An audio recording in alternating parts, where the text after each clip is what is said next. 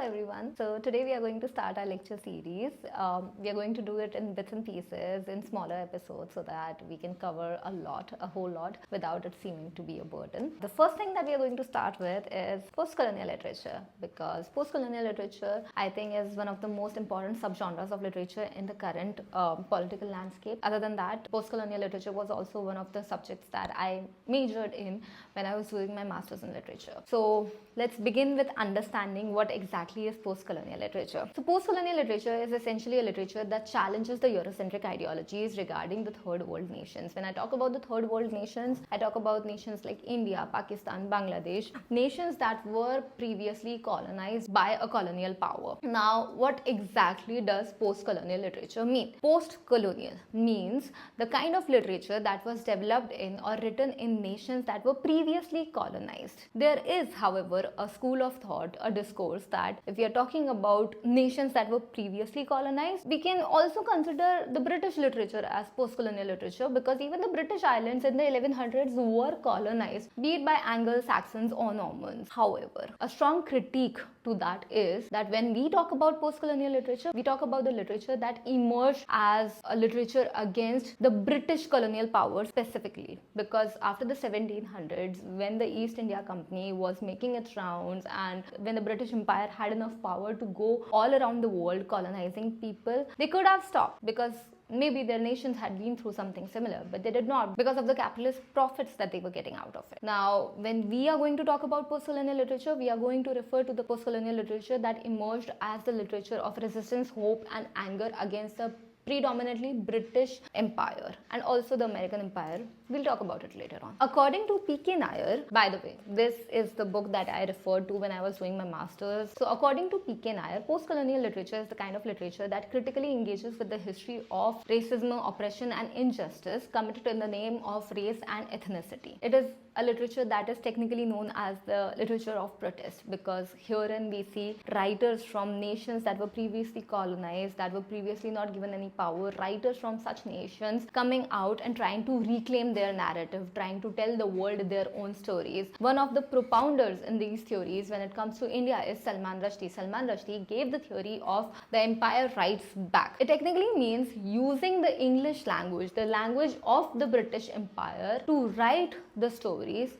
that talked about their exploitation of us. So basically, this ideology meant that we have the power of pen with us, be it for whatever reason, but English is a global language, English is an international language, and we can use this language in order to educate and inform the future generations of the world about the kind of exploitations that were done on our people. Another prominent post-colonial writer who favors this argument is Chinua Achebe, who's also known as the father of the African American English literature. Chinua Achebe is the writer of one of the seminal texts of post-colonial literature known as Things Fall Apart. Achebe was a firm believer that we can use the English language to educate the masses, the younger English generation, about the kinds of traumas that their past generations have inflicted on us, the kind of oppression that the third world nations have faced. However, there have been writers who oppose this ideology as well. Writers like Ngugi wa Thiong'o strongly believed post-colonial writers should not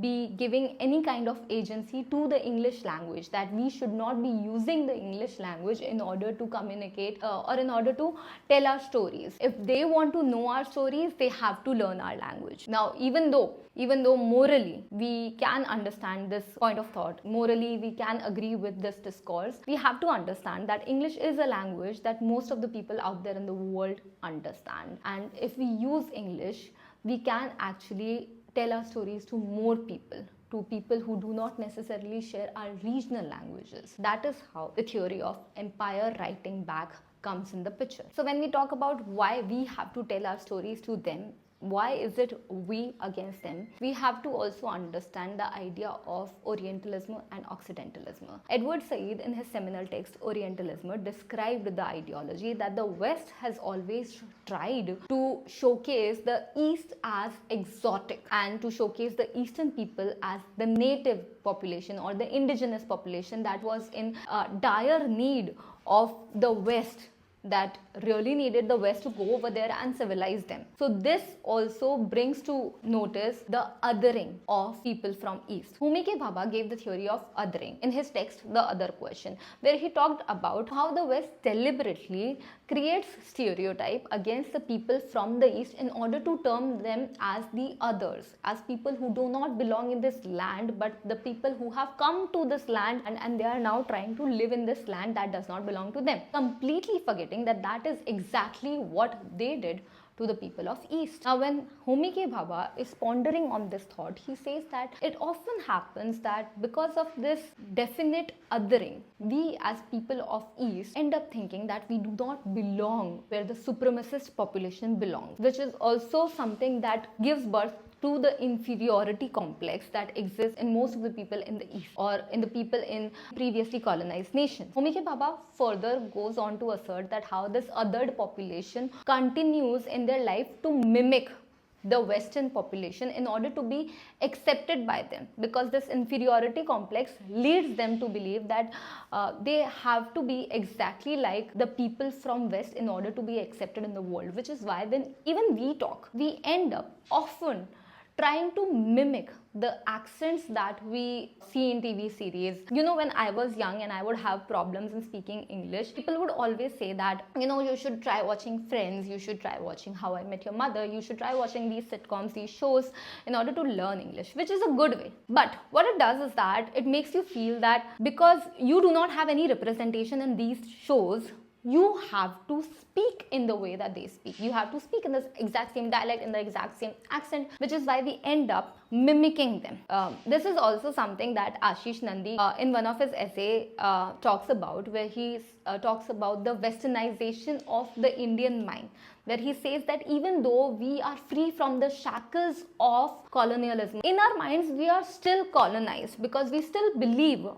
firmly believe that if only we look a certain way, if only we speak a certain way, will we be accepted into the society, will we be understood by the people in the West. And it is extremely important for the people in the East or for the people from previously colonized nation to be accepted by the West. It is something that comes from this inherent inferiority complex that all of us seem to have. And out of this emerge the constant stereotypes that the West continues to impose on us. If you've seen The Simpsons, in The Simpsons they show one Indian character who has a very specific accent. And there was a point of time during which all the American series would have one token Indian character or one token South Asian character who would have a very specific accent that would essentially mock the entire population of that nation, because not everybody speaks the same way in one nation. However, now the cultural landscape has changed a lot. Shows like Ms. Marvel are consciously trying to stay away from those stereotypes and tell the stories of the Indian subcontinent and the immigrants who came to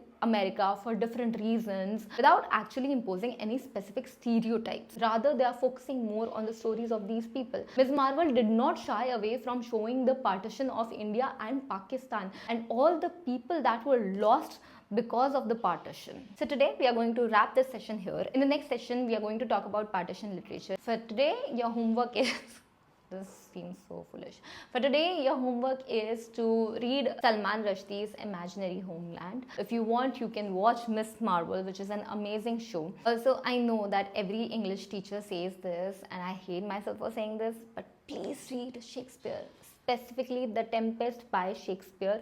It will help you a lot in understanding what a post-colonial figure or what a figure who was previously colonized feels in a world that forces him, her or them to believe that they do not belong there, or that because of the language that they speak they cannot be considered superior, and that their ethnicity decides that they would be the slaves or the slave owners. Thank you so much for watching till now, and we'll continue in the next class.